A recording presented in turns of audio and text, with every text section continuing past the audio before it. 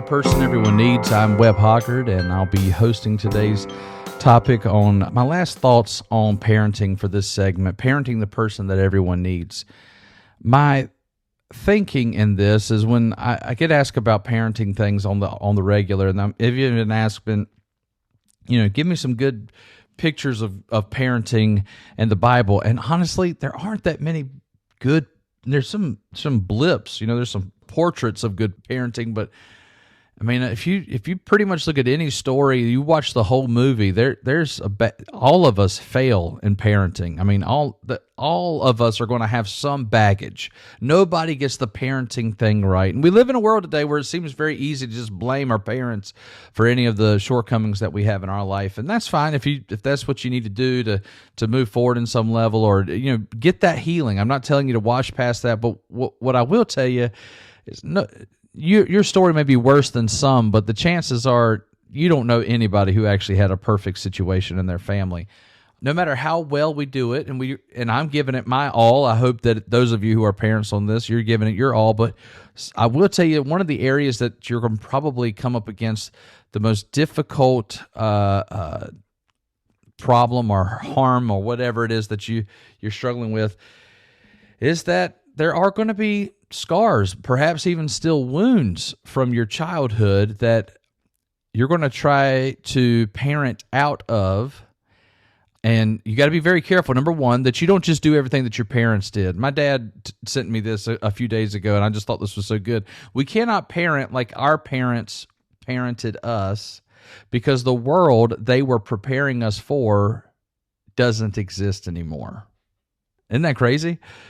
So if we try to just redo what our parents did for us, then we're not preparing our kids for the world they're entering into. So we have to make sure that we're doing what is right by our children, doing the right thing by them.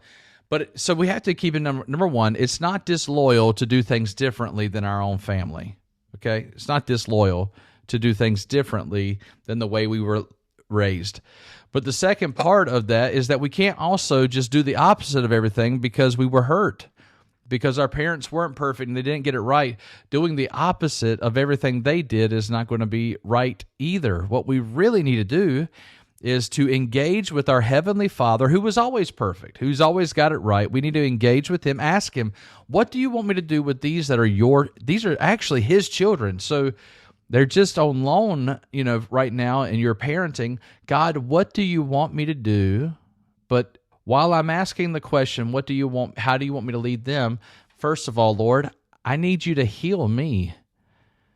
Not from wounds that were premeditated. I'm not saying our parents knew or wanted to harm us, but harm was done. Wounds, scars, they exist.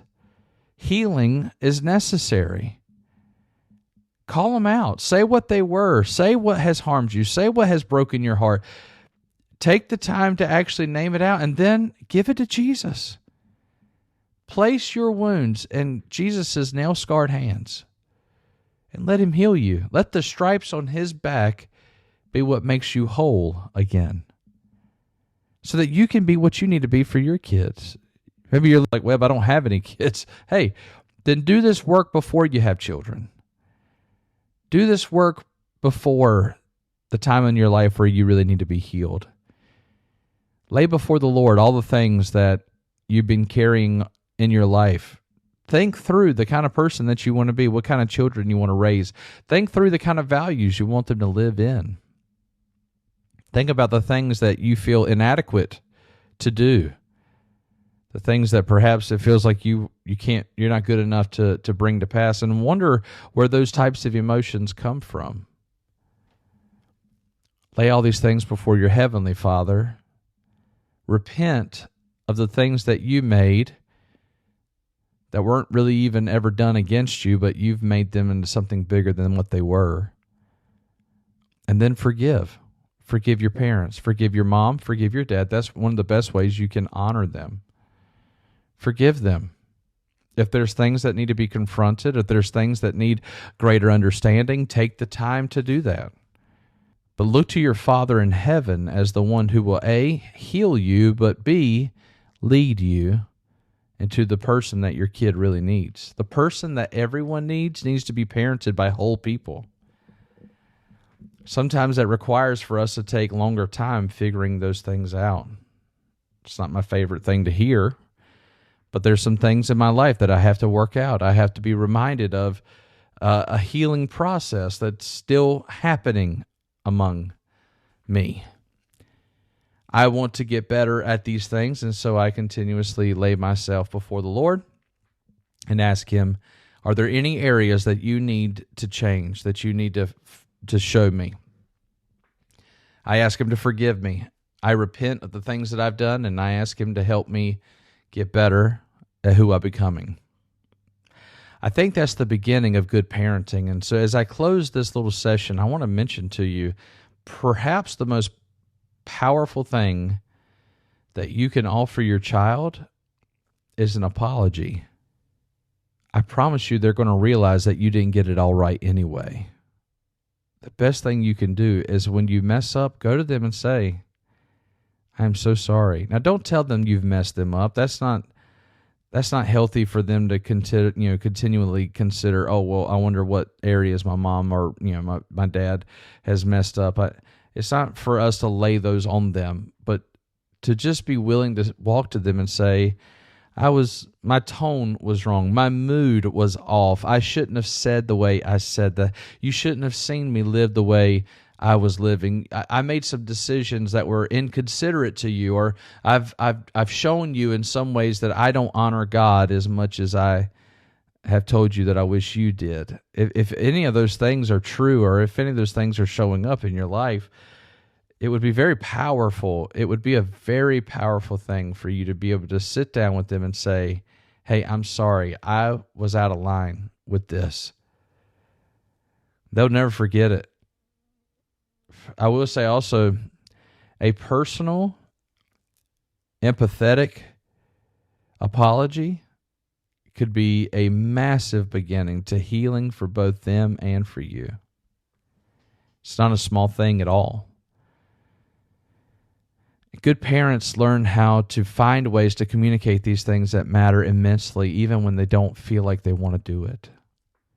Parents also, they prioritize things like prayer and Bible reading in front of their kids, but also church, because you need to have other voices in your kids' lives than just your own.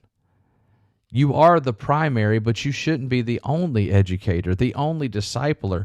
You need to find people you can trust. You don't just trust things because they say they're trustworthy. You should take the time to engage them and trust your children to coaches who can help build them up in the people that they want to be.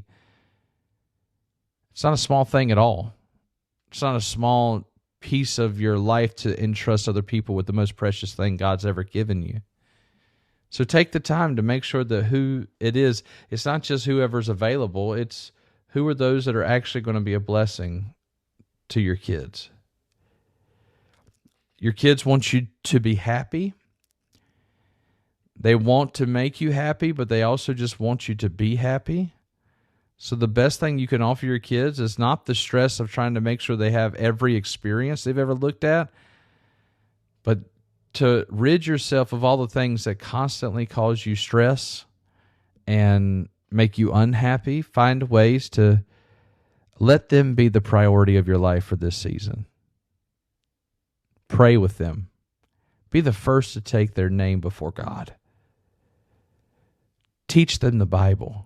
Teach them what you know. Teach them what you enjoy. You may say, I don't know enough. Well, that's fine. There's so many resources out there. Take the time to show them the things that really matter. The list can go on and on and on, but there are a few things that they need to know. They need to know your story. They need to know what you've learned. They need to know your hope in Jesus. They need to be pointed to Jesus in every way and every day. That's you. As the primary educator of their life, you're the one who gets to do that. And so even if you're listening to this and you're like, well, I don't know, maybe I'm failing already. Look, today is the day of salvation. Repent, forgive yourself, forgive those who harmed you and assisted you in going in this wrong direction. Repent, forgive, Start over. Apologize, like I was just encouraging you. Say, I'm sorry, but this is the direction we're going to go. And I may fail again, but this is the right way, and I want you to know what the right way to go is. More is caught than taught. More is caught than taught. So do whatever you have to do to make sure that they see in your life who it is that you really want to see them become. This is your opportunity to put the culture that God has given into you into someone else, truly reproducing the power that God has given you. That's what's in your hands. One day you'll have to give an account to God for what He's blessed you with. Make sure the area of your parenting is something you've dealt with well. Because I believe that as scary as it seems like the future is, it's not that scary. Because all of us working together to do all that we can to build up healthy, emotionally understanding, wise young people, when we pull back on our bows and let these arrows go into the future will be bright because we did what was necessary to sacrifice and to ensure that there are good people heading into the future. They don't need to be afraid of the future because they're going there. Jesus is always there. The things that we teach them in their character will continue to matter even in their future. We have an opportunity to change this scary future because we're the ones who are parenting the person everyone needs.